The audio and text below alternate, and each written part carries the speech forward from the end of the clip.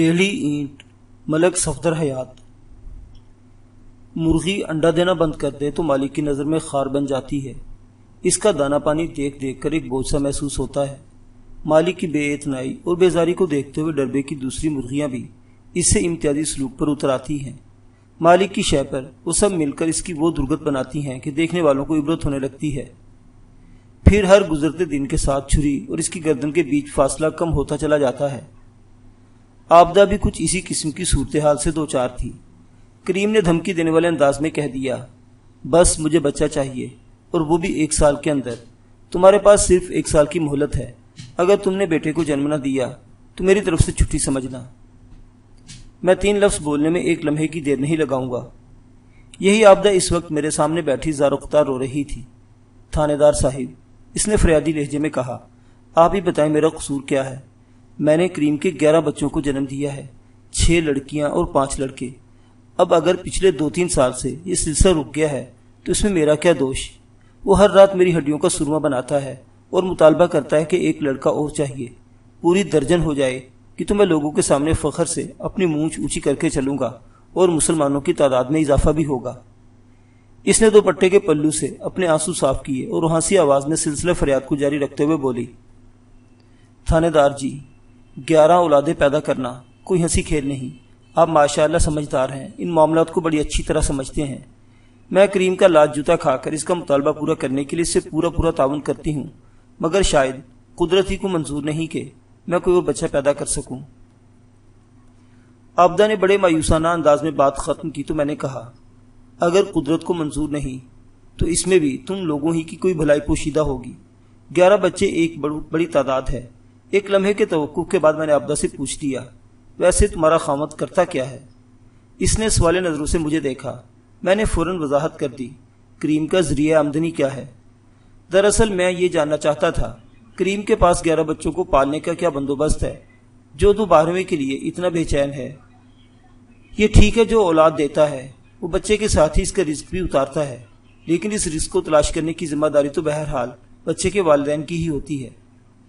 آبدہ نے میرے سوال کے جواب میں بتایا، کریم سائیکلوں کا مستری ہے جی۔ ادھر لاڑی اڈے پر اس کی کریم سائیکل ورکرز کے نام سے دکان ہے۔ سائیکلوں کی مرمت کے ساتھ ساتھ وہ کرائے پر بھی سائیکلیں دیتا ہے۔ مجھے کریم پر بہت غصہ آیا۔ میں نے آبدہ سے پوچھا، کیا اس کی اتنی آمدنی ہو جاتی ہے کہ 13 افراد آرام سے زندگی گزار سکیں؟ بس جی، گھر کا چولہا ایک دن بھی نہیں بجھا، وہ بے چارگی سے بولی۔ میں نے کہا، صرف چولہا جلنے سے ہی زندگی نہیں گزرتی، انسان کی حیثیت سے زندہ رہنے کے لیے ہمیں اور بھی بہت کچھ چاہیے، زندگی کے اور بھی تقاضے ہیں۔ انسان۔ اس نے یہ 2 الفاظ بڑے کربناک انداز میں ادا کیے تھے۔ تھانے دار جی، میری اولادیں تو کتے بلیوں کی طرح پل رہی ہیں۔ ان کی حالت دیکھتی ہوں تو دل خون ہو جاتا ہے، چھپ چھپ کر روتی ہوں، لیکن ان کی بہتری کی کوئی صورت نظر نہیں آتی۔ میں بھی کیا کروں جی۔ ایک مرتبہ پھر اس کے آنسو جاری ہو گئے۔ وہ جیسے بھی ہیں میرے جگر کے ٹکڑے ہیں، میں اپنے ہاتھوں سے ان کا گلا تو نہیں گھونٹ سکتی۔ تمہیں کچھ کرنے کی ضرورت نہیں، میں نے گمبھیر لہجے میں کہا، یہ کریم کی ذمہ داری ہے۔ وہ گلوگیر آواز میں بولی، اس نے تو مجھے دھمکی دی ہے، اگر میں نے 1 سال کے اندر اس کے لیے لڑکا پیدا نہ کیا تو پتہ نہیں میرا کیا حشر ہوگا۔ طلاق کا ڈراوا تو وہ پہلے ہی دے چکا ہے۔ میں اس عمر میں کہاں جاؤں گی؟ دنیا میں میرا تو کوئی بھی نہیں۔ جس کا کوئی نہیں ہوتا اس کا خدا ہوتا ہے، میں نے اسے تسلی دی، تم فکر نہ کرو، میں کریم کو تھانے بلا کر اس سے بات کروں گا، انشاءاللہ سب ٹھیک ہو جائے گا۔ اللہ کرے جی سب ٹھیک ہو جائے، وہ دل شکستی سے بولی۔ میں نے تسلی دلاسا دے کر آبدہ کو رخصت کر دیا۔ آبدہ کی عمر لگ بھگ 36 سال رہی ہوگی۔ اس کی صحت کا ذکر کرنے کی میں ضرورت محسوس نہیں کرتا۔ جو عورت 11 بچے پیدا کر چکی ہو، اس کی صحت اور حالت کا اندازہ بخوبی لگایا جا سکتا ہے۔ وہ اپنے حلیے اور شکل سے 45-50 کی نظر آتی تھی۔ آبدہ کو رخصت کرنے سے پہلے میں نے اس کے گھریلو حالات کے بارے میں چند سوالات بھی کیے تھے، جس کے نتیجے میں مجھے معلوم ہوا کہ اس کی شادی 18-19 سال کی عمر میں ہو گئی تھی۔ اس وقت کریم 22-23 سال کا تھا۔ شادی کے 1 سال بعد ان کے ہاں بچوں کی لائن لگ گئی۔ پہلے 2 لڑکے پیدا ہوئے، اس کے بعد اوپر تلے 6 لڑکیاں تولد ہوئی، جن کی عمریں اس وقت 8 سے 15 سال کے درمیان تھی۔ بڑے 2 بیٹوں میں فاروق 16 سال کا اور یوسف 17 سال کا تھا۔ 6 لڑکیوں کے بعد پھر 3 لڑکے پیدا ہوئے، جن کی عمریں بالترتیب 7، 5 اور 3 سال تھی۔ 3 سال کامران کے بعد پیدائش کا سلسلہ رک گیا، اور یہی بات مستری کریم کو پسند نہیں آئی تھی۔ گاؤں دیہات اور چھوٹے قصبہ جات کے اپنے مخصوص مسائل ہوتے ہیں۔ رسوم و روایات بھی شہر سے قدرے مختلف ہوتی ہیں۔ وہ لوگ تھانے اور تھانے دار کو بہت کچھ سمجھتے ہیں اور بعض اوقات اپنے انتہائی نجی معاملات کو بھی تھانے کے تعاون سے حل کرنا چاہتے ہیں، جیسا کہ عابدہ اپنے خاوند کی نامعقول دھمکی سے گھبرا کر فوراً میرے پاس چلی آئی تھی۔ اس نوعیت کے حرکات کو آپ سادہ لو افراد کی معصومیت بھی کہہ سکتے ہیں۔ بہرحال ہمارے زمانے میں تھانے کی بہت اہمیت ہوا کرتی تھی۔ لوگ پولیس کا بڑا احترام کرتے تھے اور اپنے دکھوں کے مداوے کے لیے ہمارا دروازہ ضرور کھٹکھٹاتے تھے۔ حفظ ما تقدم کے طور پر عابدہ نے تھانے سے جاتے ہوئے مجھ سے وعدہ لیا تھا کہ میں اس کے شوہر کو یہ نہیں بتاؤں گا کہ بیوی نے اس کے خلاف کوئی شکایت درج کروائی ہے۔ مجھے یہ وعدہ کرتے ہوئے عابدہ کی حالت پر بہت ترس آیا تھا۔ جس عورت نے اپنے شوہر کے بچے پیدا کر کے خود کو ختم کر لیا ہو، اس شوہر کو تو ایسی عورت کے ہر دکھ تکلیف کا خیال رکھنا چاہیے، کجا یہ کہ وہ بنصیب کسی وحشت زدہ ہرنی کی مانند سہمی ہوئی تھی۔ میں نے اسی روز شام کے وقت ایک کانسٹیبل کو لاری اڈے بھیج کر کریم مستری کو تھانے بلا لیا۔ کریم 40 سال کا ایک گول مٹول پستہ قامت شخص تھا۔ اس نے کام کرنے والے کپڑے پہن رکھے تھے جن پر جا بجا تیل اور گریس کے دھبے دکھائی دیتے تھے۔ وہ اس بلاوے پر حیران سے زیادہ پریشان نظر آتا تھا۔ کانسٹیبل اسے میرے کمرے میں چھوڑ کر چلا گیا تو میں نے سرتپا اس کا جائزہ لینے کے بعد کرسی پر بیٹھنے کا اشارہ کرتے ہوئے کہا، کریم پتہ ہے میں نے تمہیں تھانے کیوں بلایا ہے؟ اس نے گردن نفی میں ہلائی اور بولا، نہیں جناب، میں نے تو کوئی ایسا ویسا جرم بھی نہیں کیا۔ ایسا ویسا نہ صحیح، مگر تم نے جیسا تیسا جرم ضرور کیا ہے، میں نے قدرے سخت لہجے میں کہا، اور میں نے تمہارا انٹرویو کرنے کے لیے بلایا ہے۔ انٹرویو؟ وہ بھوچکا نظر سے مجھے دیکھ کر رہ گیا۔ میں نے اس کے استجاب کو نظر انداز کرتے ہوئے کہا، کریم تمہارے بچے کتنے ہیں؟ 11 جناب، اس نے بتایا۔ تاہم اس کی سمجھ میں نہ آیا کہ میں نے یہ سوال کیوں کیا ہے۔ آپ میرے بچوں کے بارے میں کیوں پوچھ رہے ہیں؟ اوے نامعقول، کیا تمہیں اتنا بھی پتہ نہیں؟ انٹرویو میں سوالات ہی کیے جاتے ہیں۔ میں نے تیز نظر سے اسے گھورا۔ تمہاری کسی بھی چیز کے بارے میں پوچھا جا سکتا ہے، اور ہاں، اب بیچ میں کوئی اعتراض نہ اٹھانا، ورنہ میں تمہیں کریم رول یا آئس کریم ضرور بنا دوں گا۔ ویسے اپنے قد کاٹ اور جسامت سے تم کسی بیوٹی کریم کی بنی ہوئی شیشی ہو، مجھے تم پر زیادہ محنت نہیں کرنی پڑے گی۔ پستہ قامتی کے ساتھ ہی وہ مائل فربی بھی تھا۔ اگر قد قامت اچھی ہو تو اس کی فربی چھپ جاتی، لیکن جب 5 فٹ 2 انچ قد نے اس موٹاپے کو زیادہ نمایاں کر دیا تھا۔ میں نے اسے ایک مناسب ڈانٹ پلائی تو وہ سیدھا ہو کر بیٹھ گیا۔ میں نے اس کی آنکھوں میں دیکھتے ہوئے سوال کیا، تم نے شادیاں کتنی کی ہیں؟ اس زمانے میں عموماً 2-3 شادیاں کر لی جاتی تھی اور خان کی سطح پر زیادہ بگاڑ بھی پیدا نہیں ہوتا تھا۔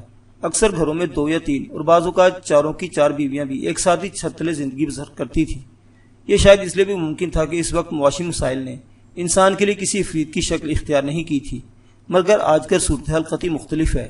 دلوں اور جیبوں میں اتنی گنجائش نہیں رہی کہ کوئی مرد دوسری شادی کے بارے میں بھی سوچ سکے۔ ایک ہی اگر عزت سے نبھ جائے تو اللہ کا لاکھ لاکھ شکر ادا کیا جاتا ہے۔ انسان بڑے زور و شور سے ترقی کا دعوے دار ہے۔ اگر یہی ترقی ہے تو پھر یہ بڑی معکوس ہے۔ ترقی تو وہ ہے جو مسائل کو ختم کر کے زندگی کو آسان بنائے۔ کریم میرے سوال پر تھوڑا سا چونکا اور بولا، صرف ایک جناب۔ اس کے بارے میں عابدہ سے مجھے تمام معلومات حاصل ہو چکی تھی، تاہم میں اس سے محض چھیڑ چھاڑ کر رہا تھا تاکہ اس موضوع پر لتاڑ بچاڑ کے بعد اسے تیار کیا جا سکے۔ میں نے قدرے حیرت بھرے لہجے میں کہا، میں تو سمجھ رہا تھا اتنی اولادیں 2-3 بیویوں سے ہوں گی۔ میں اتنا خوش قسمت کہاں تھانے دار صاحب، اس نے حسرت بھرے انداز میں کہا۔ میں نے اس کی دھلائی شروع کر دی۔ اگر تم خوش قسمت نہیں ہو تو اپنی اولاد کی قسمت کا کباڑا کرنے پر کیوں تلے ہوئے ہو؟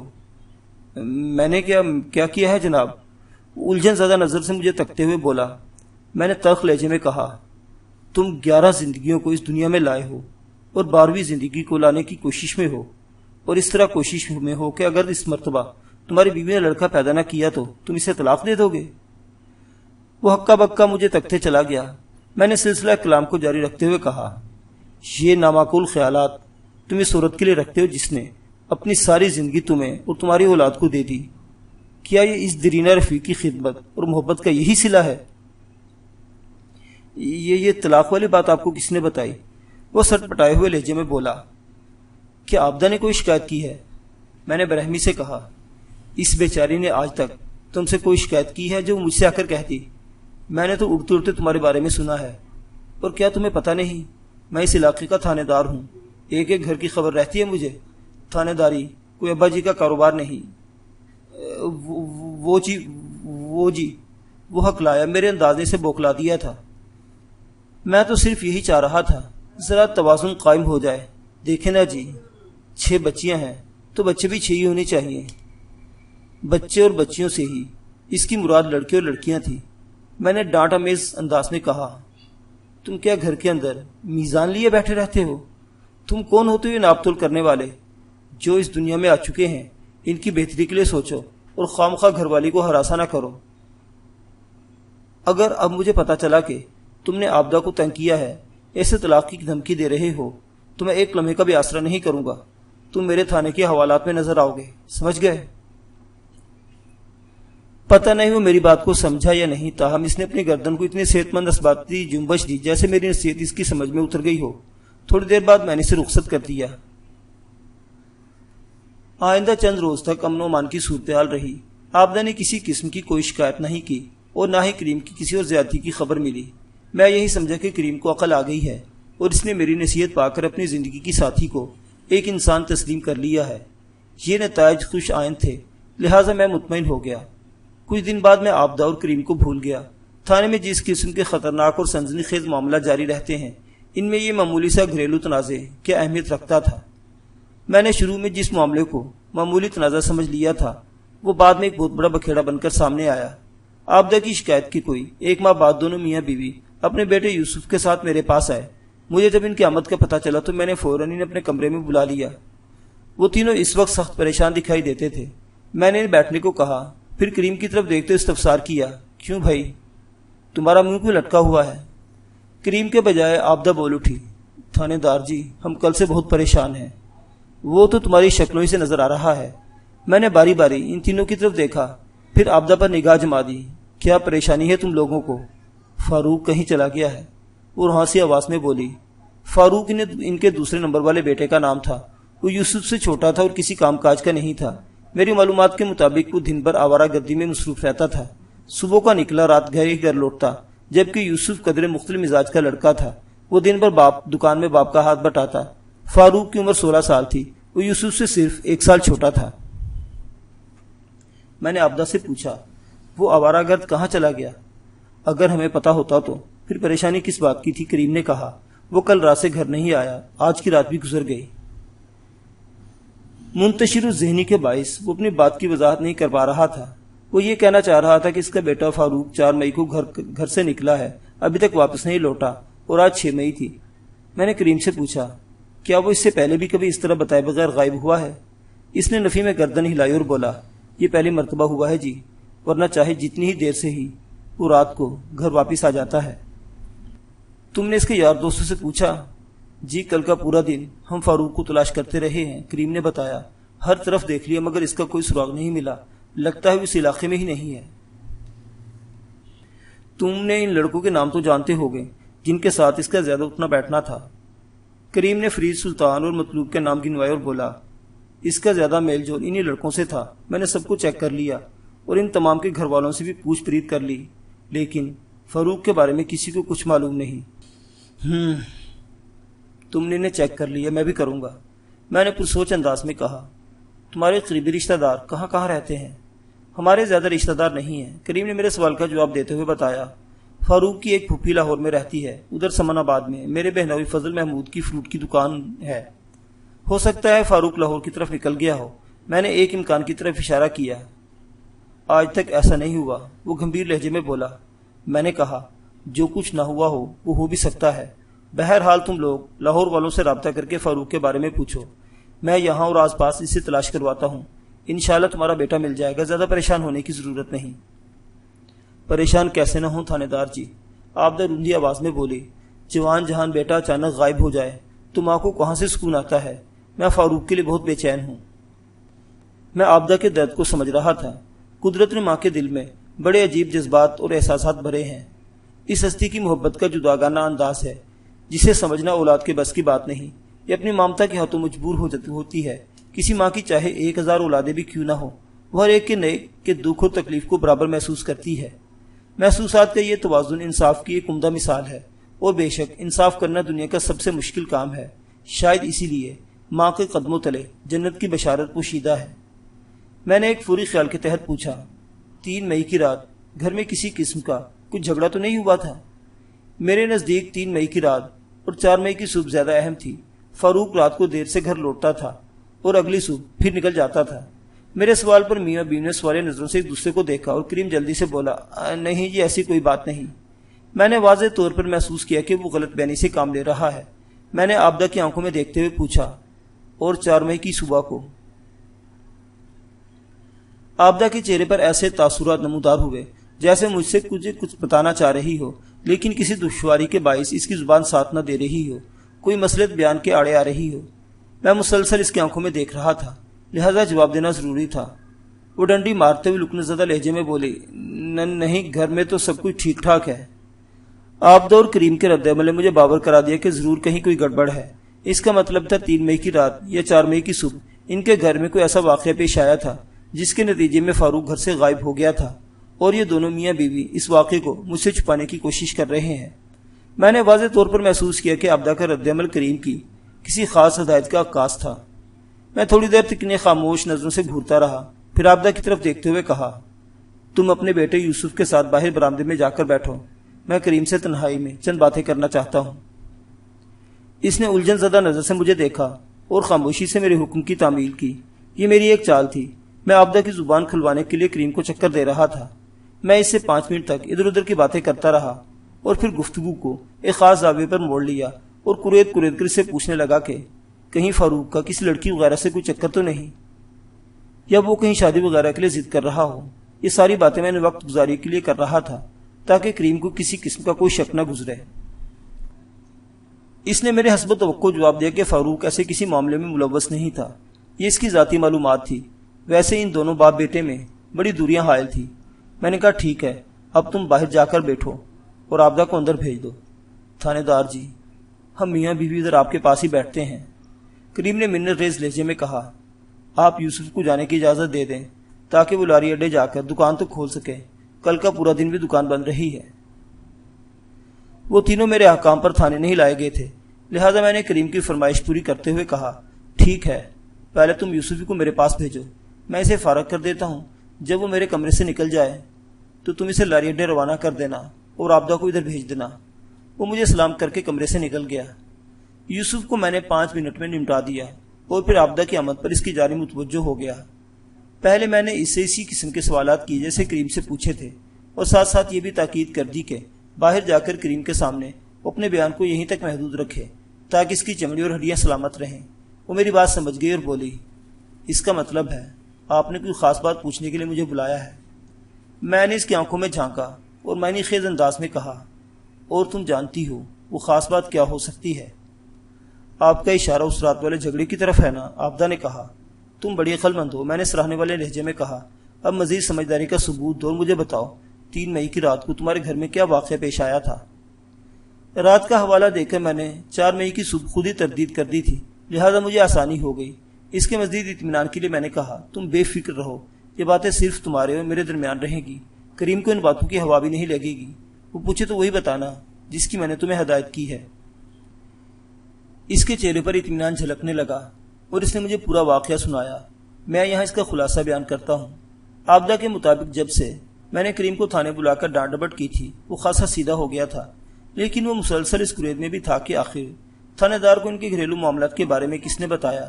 اسے عابدہ پر شک تھا اور اس شک کا اظہار وہ اٹھتے بیٹھتے کیا کرتا تھا۔ عابدہ کے پہم انکار سے برہم ہو کر 3 مئی کی رات اس نے گھر میں اچھا خاصا ہنگامہ کر ڈالا۔ اس نے عابدہ کو بے دریغ کوٹا اور اس کے ساتھ ہی فاروق کو بھی بہت برا بھلا کہا۔ اسے فاروق سے ایک بڑی شکایت یہ تھی کہ وہ کسی کام دھندے میں اس کا ہاتھ نہیں بٹاتا، اور اس موقع پر تو فاروق ماں کا حمایتی بن کر باپ کے سامنے کھڑا ہو گیا تھا۔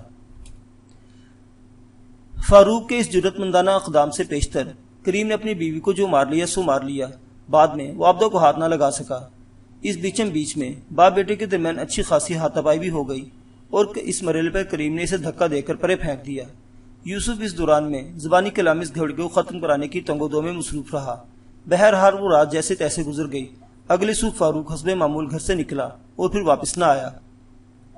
میں نے مزید چند سوالات کے بعد عابدہ کو فارغ کر دیا اور ان میاں بیوی کو تھانے سے جانے کی اجازت دے دی، اس وعدے کے ساتھ کہ میں ان کے جوان جہان بیٹے کو تلاش کرنے کی اپنی سی پوری کوشش کروں گا۔ میں نے یہ کوشش بھی کی مگر مجھے فاروق کا کوئی سراغ نہ مل سکا۔ میں نے فرید سلطان اور مطلوب کو تھانے بلا کر انہیں اچھی طرح گھسا اور مانجا۔ اس گاؤں اور آس پاس کے دیہات میں بھی بندے دوڑائے تاکہ فاروق کو ڈھونڈ نکالے، لیکن میری یہ تمام تر کوششیں صحیح لا حاصل میں ڈھل گئی۔ کریم نے اپنے طور پر سمن آباد سے بھی پتہ کروا لیا، فاروق وہاں بھی نہیں پہنچا تھا۔ گاؤں کا کوئی لڑکا اور یہ لڑکی بھی غیر حاضر نہیں تھی جو ایک خاص انداز میں سوچا جاتا۔ ایک ہفتے کی تنگو دو کے بعد میں اس نتیجے پر پہنچا کہ فاروق اپنے گھریلو حالات سے دل برداشتہ ہو کر کہیں نکل گیا تھا۔ کہاں؟ اس بارے میں اس نے اپنے دوستوں کو بھی کچھ نہیں بتایا تھا۔ اگر ایسی بات ہے تو میں فرید سلطان اور مطلوب سے بلوا لیتا۔ میں نے پوچھ تاچھ کے دوران میں ان پر اچھی خاصی سختی بھی کی تھی۔ ٹین ایج کو اگر انگریز نے خطرناک عمر قرار دیا ہے تو اس حقیقت کو مارنا پڑے گا۔ کسی قسم کے تعصب، اختلاف یا ناپسندیدگی سے قطع نظر انگریز کی عقل مندی، دور اندیشی اور موقع شناسی انکار ممکن نہیں۔ فاروق 16 سال کا تھا اور عمر کا یہ حصہ بہت ہی لاؤبالی اور جذباتی ہوتا ہے۔ والدین کے مابین پائی جانے والی ناچاکی اسے ڈھکی چھپی نہیں تھی۔ پھر اس افلاس زدہ خاندان پر 11 بہن بھائیوں کا بوجھ، ان عوامل نے پتہ نہیں اس کے ذہن کی کیا حالت کر دی ہو، جبکہ وہ کچھ کماتا دھماتا بھی نہیں تھا۔ یہ بنے بنائے ایسے حالات ہیں جن سے تنگ آ کر کوئی بھی لڑکا گھر چھوڑ کر جا سکتا تھا۔ فاروق بھی انہیں زہر آلود خیالات کا شکار ہو گیا تھا۔ بہرحال میں نے ہمت نہ ہاری، جلد یا بدیر اس کا سراغ ملنا ہی تھا۔ میں نے اپنی دیگر پیشہ ورانہ مصروفیات کے ساتھ ساتھ فاروق کی تلاش میں بھی گھوڑے دوڑائے رکھے، اس امید پر بھی کوشش کی کہ کبھی بے نتیجہ نہیں ہوتی۔ 15 مئی کی رات میں عشاء کی نماز سے فارغ ہوا ہی تھا کہ میرے کوارٹر کے دروازے پر دستک ہوئی۔ میں الگ صبح اٹھنے کا عادی ہوں، لہذا رات کو بھی جلدی بستر پر چلا جاتا ہوں۔ اگر کسی ایمرجنسی میں مصروف نہ ہوں تو رات کا کھانا میں عشاء کی نماز سے قبل کھا لیتا ہوں۔ میں نے دروازہ کھولا تو سامنے ایک کانسٹیبل کھڑا تھا۔ میں نے اسے سوال نظر سے دیکھا اور پوچھا، کیا بات ہے فدا؟ تم اس قدر گھبرائے ہوئے کیوں ہو؟